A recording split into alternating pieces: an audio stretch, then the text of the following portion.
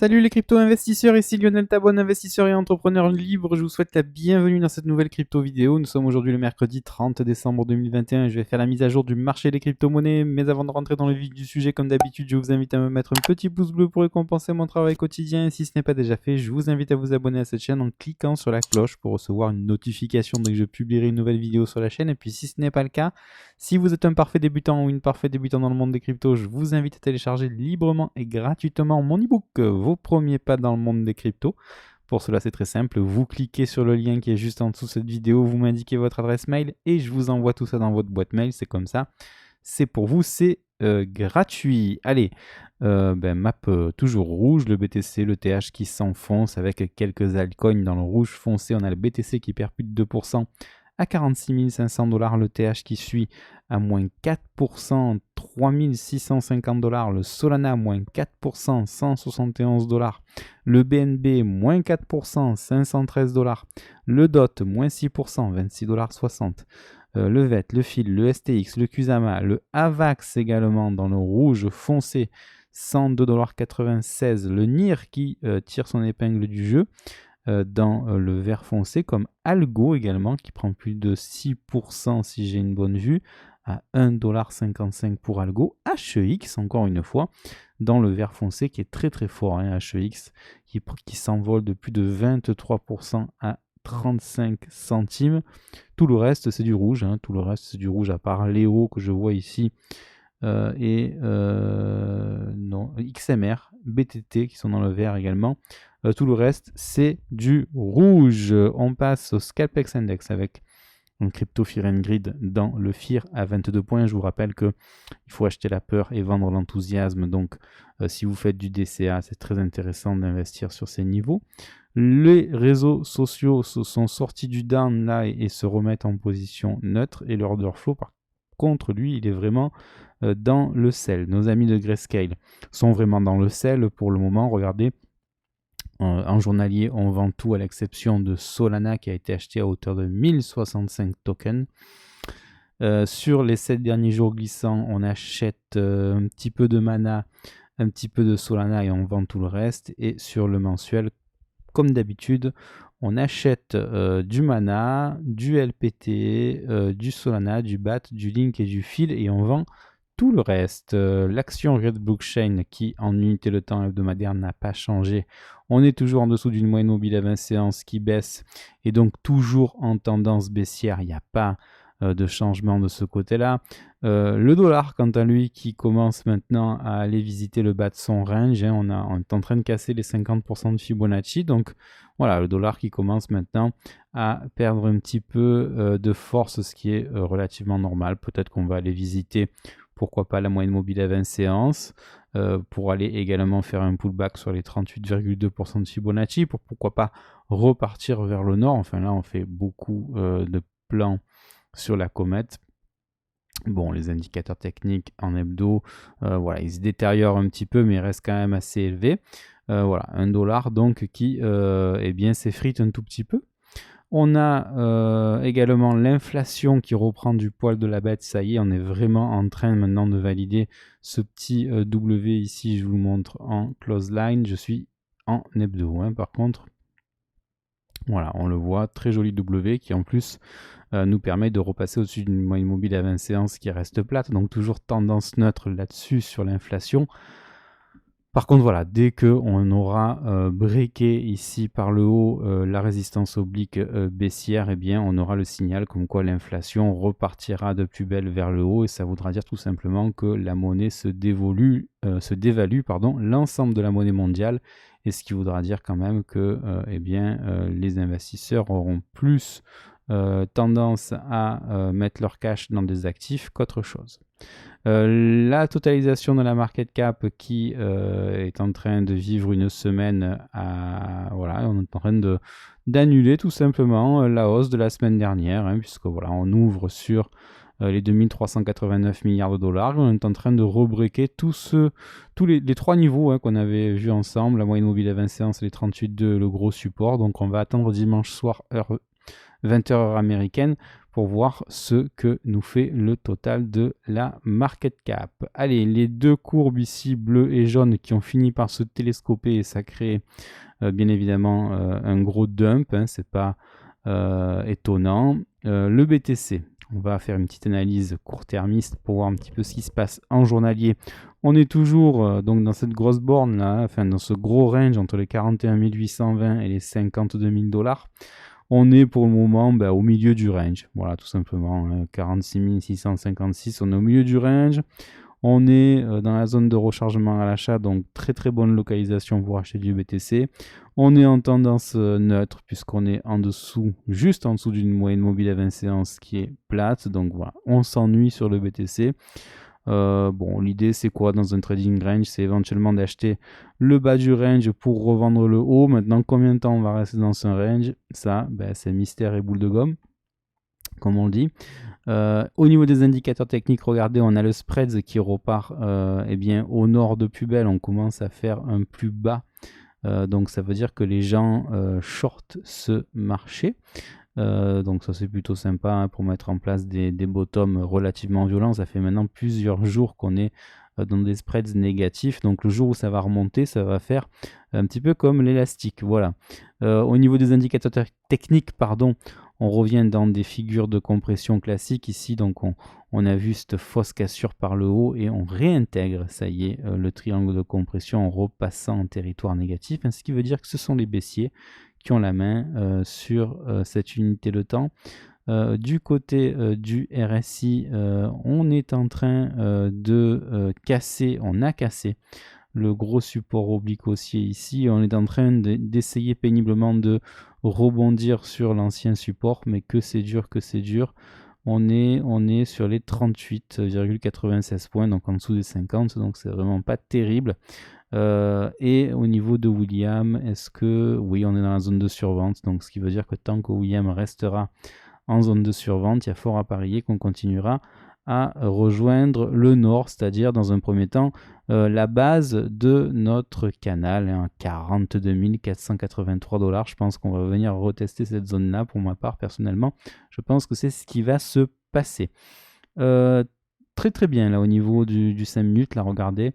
Bon, on est sur le très très très court terme, hein, mais regardez les spreads comme ils sont négatifs, regardez les fundings comme ils sont négatifs également. Donc là, ça y est, on commence vraiment à faire paniquer les gens commencent vraiment à perdre de l'argent, ça se voit. Sur le daily, c'est un petit peu la même chose, regardez ici sur le daily, voilà. On voit que les spreads n'ont jamais été aussi bas. Si, ils ont été un peu plus bas le 23 septembre dernier, mais on atteint quand même des valeurs voilà, qu'on n'avait pas atteintes depuis ces derniers jours, donc ça montre que les gens sont en train de shorter. Et où, hein, ça veut aussi dire qu'on commence à racheter du Bitcoin sur le spot. Voilà. Regardez le funding, il est vraiment très proche de zéro, ce qui veut dire que les exchanges ne gagnent plus d'argent, ce qui veut dire que les gens ont arrêté aussi de faire les fous, entre guillemets. Donc ici, ça veut peut-être dire, si les open interest sont proches de zéro et que les spreads sont négatifs, que les gens commencent à racheter du Bitcoin sur le spot. Regardez, les open interest, ils recommencent maintenant à chuter. Donc premier nettoyage, petite conso, second nettoyage en cours. Donc là, on est vraiment en train de décharger le train. C'est vraiment très très bien ce qui est en train de se passer pour l'avenir. Le TH en unité de temps journalière, pareil, hein, dans un trading range compris entre les 3500 $ et les 4485 $. On est en dessous d'une moyenne mobile à 20 séances qui descend. On est entre les 50% de Fibo et les 61,8% de Fibonacci. Donc pour les acheteurs, il faudra encore un petit peu patienter si on veut par exemple choper de l'Ether entre 3127 $ et 3499 $, ce serait une bonne localisation. Je ne sais pas si on y retournera, mais en tout état de cause, pour le moment, on est en train de revisiter le bas du range. On verra si on est mûr pour rebondir ou pas là-dessus. Les spreads, ils repartent bien en tendance baissière en territoire négatif. Les indicateurs techniques sont plus mauvais que sur le BTC. On est en train de perdre ce support. Alors, est-ce que c'était un vrai support, ça? Est-ce que c'est pas... il est très mal tracé, ce support-là. Alors, je sais pas dans quel... ouais, à mon avis, celui-là, il était dans l'unité de temps hebdo. À tous les coups, on va regarder ça. Voilà. Donc, je vais décocher d'ici. Et je vais peut-être en tracer un peu plus... Allez, on va tracer... Voilà, celui-là. Qui, ma foi, est en train d'être cassé. Donc, voilà, je vais le mettre comme ça. Et puis, je le remodifierai avec le temps. Donc, double top ici, on réintègre. Momentum territoire négatif, donc il n'y a pas photo. Ce sont les baissiers qui sont aux commandes. Au niveau du RSI, même combat. On casse le support, on réintègre ici au niveau de la résistance oblique, donc c'est pas bon du tout. RSI à 35. Donc voilà, on a même fait un... Alors on n'a pas fait un plus bas par rapport ici aux 33 points qu'on avait franchi, qu'on avait atteint ici le 22 juin dernier, mais voilà, on est vraiment sur des indicateurs techniques qui sont très très bas. Et William en zone de survente, on surveillera quand même le passage de William dans la box verte, sera peut-être un signal d'achat. Voilà, et pour le moment, pas de bottom au niveau de voilà, au niveau chartisme. Ici, pas de bottom. Ici, très, très intéressant d'investir sur les niveaux actuels sur ETH parce que regardez, on a un creux dans la value là. Donc, c'est plutôt sympa de faire du business dans ces prix-là. Maintenant, moi, si je devais investir sur ETH, ce serait plutôt entre les 3127 $ et les 3500 $. Et j'attendrai également d'avoir une structure avec un double bottom, un petit peu comme celle-ci là, vous voyez. Voilà, il n'est pas impossible que la correction ne soit pas terminée. Ça, j'ai pas de boule de cristal, on ne sait pas où le bottom va se positionner, mais voilà, en tout état de cause, on voit qu'au niveau des spreads, ça reste négatif. Je trouve par contre qu'il y a un petit peu plus d'open interest qui sont... alors attendez, on va quand même regarder en journalier que je dise pas de bêtises. Ah, sur l'Ether, ça a bien baissé également. Regardez les spreads également qui atteignent une amplitude relativement très très basse. C'est la plus basse qu'on ait eue depuis plusieurs jours maintenant. Donc ça aussi, ça indique quand même que les gens commencent à abdiquer, capituler sur ce secteur de la crypto-monnaie. Le funding également qui est de plus en plus réduit. Donc ça aussi, ça veut dire qu'on décharge le train. Les open interest aussi. Ils ont bien été nettoyés depuis 2 jours, donc ça c'est plutôt pas mal. Maintenant on va attendre la mise en place d'un rebond sur les cours tout simplement. Le TH libellé en BTC pour voir si on est toujours très fort. On est toujours très fort même si on est en train de faire un sommet en pince. Donc là je regarde ce graphique en mensuel, on voit ici qu'on est en tendance haussière depuis déjà ce double bottom ici depuis octobre 2019. Donc l'objectif c'est d'aller chercher les 0,10 BTC globalement. Donc voilà, pour un Bitcoin à 40 000 $, ça fait quand même encore un ETH sur les 4 000 $. Donc logiquement, voilà, on devrait continuer de surperformer le BTC. Maintenant, une petite correction n'est pas à exclure pour aller chercher, pourquoi pas, la ligne de coût ici ou les 38,2% de Fibonacci entre les 0,07 BTC et les 0,08 BTC. L'ensemble des altcoins, surtout un panel de 4 altcoins que je vous regarde, que je surveille avec vous, le BAT, le RSR, le XRP, le Chiliz. Au niveau du BAT, on est toujours au-dessus d'une moyenne mobile à 20 séances qui monte, donc pas de problème. Au niveau du Chiliz, tant qu'on ne casse pas les 24 centimes par le bas, tout va bien. Pour le moment, on est sur les 28 centimes. Au niveau du RSR, tant que les 2,69 centimes ne sont pas cassés par le bas, tout va bien. On est actuellement sur les 2,92 centimes. On est en train de retravailler ici l'ancienne ligne de coût du M sur le XRP, donc ça c'est pas terrible. Voilà, hein, cette ligne de coût elle est sur les 85 centimes et on est en train d'être en dessous sur les 82 centimes. Donc est-ce que c'était une fausse cassure par le haut pour finalement continuer notre baisse? Ça serait pas une très bonne nouvelle pour XRP honnêtement, puisqu'on revalide à nouveau notre M pour aller chercher peut-être le bas du range ici. Voilà, entre 50 et 85 centimes. Allez, on passe à mon portefeuille qui en a pris un petit coup, mais c'est pas bien grave non plus, hein, puisqu'on a quand même un portefeuille qui est valorisé 36 960 $. Ça fait 124% de ROI, ça fait 21 728 $ de bénéfices depuis le mois de février dernier, date à laquelle j'ai investi un petit peu moins de 17 000 $ sur ce portefeuille. Je suis investi à 36,6% en cash et à 63,4% en cash. L'objectif, c'est de porter ce portefeuille sur les 100 000 $ d'ici le printemps 2022. L'altcoin du jour que je vous présente, c'est Orion Protocol, ORN USDT. Regardez son graphique en unité de temps hebdomadaire, il est pas mal du tout. Je vais vous faire un petit Fibo là, ici, premier arrêt. Donc ici, je prends le bottom, ici, je prends le sommet. Voilà, et on est en dessous de la zone de rechargement à l'achat, donc très intéressante cette zone ici pour celles et ceux qui veulent investir sur le long terme sur ORN. Bon, l'inconvénient c'est qu'on n'a pas de fonds de gestion dessus, mais voilà, pour ma part je trouve que la charte est très belle. Tant que nous tenons nos bottoms, ici on a un premier bottom sur les 1,31 $, un second sur les 1,81 $. Ici on a un bottom, voilà, sur les 3,62 $. Et ici on a un bottom un petit peu plus bas, voilà, sur les 4,30 $ à peu près. Donc voilà, l'idée c'est quoi? L'idée c'est de dessiner un gros W ici en hebdo, voilà, pour repartir à la hausse bien évidemment. Je vais vous enlever ça, je vais vous enlever ça également, et on va essayer de calculer, on va se faire une garage zone et on va calculer les premiers objectifs de Orion Protocol. On va reprendre la dernière jambe de baisse et on aurait déjà une première, voilà, première ici zone d'objectif. Voilà, allez, voilà pour la garage zone. Entre donc les 18,69 $ et les 21,98 $. Donc pour moi, très bon rendement, hein, gain risque, hein, assez intéressant.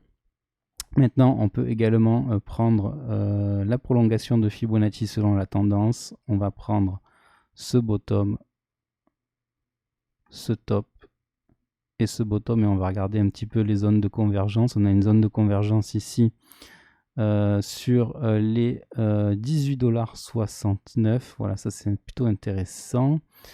Qu'est-ce qu'on a d'autre? Si on est ambitieux sur les 100% de Fibonacci, on a les 32 $ ici.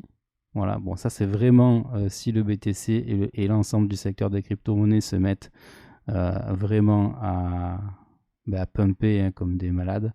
Et ici, les 1,618 qui peuvent être également intéressants à 49,72 $. On serait quasiment sur du x10, pas tout à fait x10. Et voilà, ça peut être vraiment intéressant. Maintenant, pour investir là-dessus, il faut quand même pas le faire n'importe comment. Déjà pas plus de 2 ou 3% de votre portefeuille, ça c'est important également. Ça, je vais vous l'enlever. Oh, quoi qu'on peut le laisser, remarquer. Voilà. Ici, attendre quand même des structures de type, voilà, petite structure en forme de W comme ça peut être vraiment pas mal. On peut regarder également les indicateurs techniques qui sont bien évidemment assez baissiers. On le voit ici, le momentum pour le moment, il est négatif, mais regardez ici, on peut mettre quand même en place un support oblique haussier, donc ça c'est plutôt intéressant. Voilà. Au niveau du RSI, on voit également qu'on commence à être flat. Moi j'aime bien ces actifs là, ces assets qui commencent à être vraiment très horizontaux, parce que voilà, je pense quand même que à terme ce sont des actifs qui peuvent vraiment pumper assez fortement. Voilà, et ici sur le William, tant qu'on reste en zone de survente, il n'y a pas de raison de ne pas poursuivre la baisse. Mais voilà, ici on va attendre maintenant une structure pour être sûr que on est vraiment en train de former un bottom. Et si vous allez sur messari.io, que vous tapez Orion, vous allez avoir ici un market cap à 202 millions de dollars. Et je trouve que c'est voilà, un market cap qui est très raisonnable et qui peut pumper pas assez vite, mais sur des valeurs beaucoup plus importantes. On pourrait carrément voir l'Orion sur le milliard de dollars à faire un x5 de manière tout à fait classique et cohérente. On termine cette vidéo avec le news flow. Alors je sais plus où est-ce qu'on s'était arrêté hier. La Banque centrale de Russie qui voulait interdire les investissements en crypto, oui, ça me dit quelque chose. L'année 2021 du Bitcoin, bilan et perspective, ça c'est intéressant. à vous d'aller voir cet article. Terra qui intègre son stablecoin UST aux écosystèmes de NIR et d'Aurora. Et enfin, Billy Marcus, le cofondateur du Dogecoin, qui ne détiendrait que 220 000 Dogecoins, c'est pas énorme pour le fondateur. Et enfin, au niveau des NFT, le volume a explosé de plus de 42 988% en un an, c'est considérable. J'espère que cette vidéo vous a plu. Si c'est le cas, je vous invite à me mettre un petit pouce bleu. Si vous pensez qu'elle peut intéresser d'autres personnes, partagez-la. Si ce n'est pas le cas, je vous invite à vous abonner à cette chaîne en cliquant sur la cloche pour recevoir une notification dès que je publierai une nouvelle vidéo sur la chaîne. Et puis n'oubliez pas, prenez soin de vous, prenez soin des gens que vous aimez. Ayez l'esprit cash flow. Puis quant à moi, je vous retrouve dès demain pour le dernier jour de l'année. À demain en vidéo. Ciao.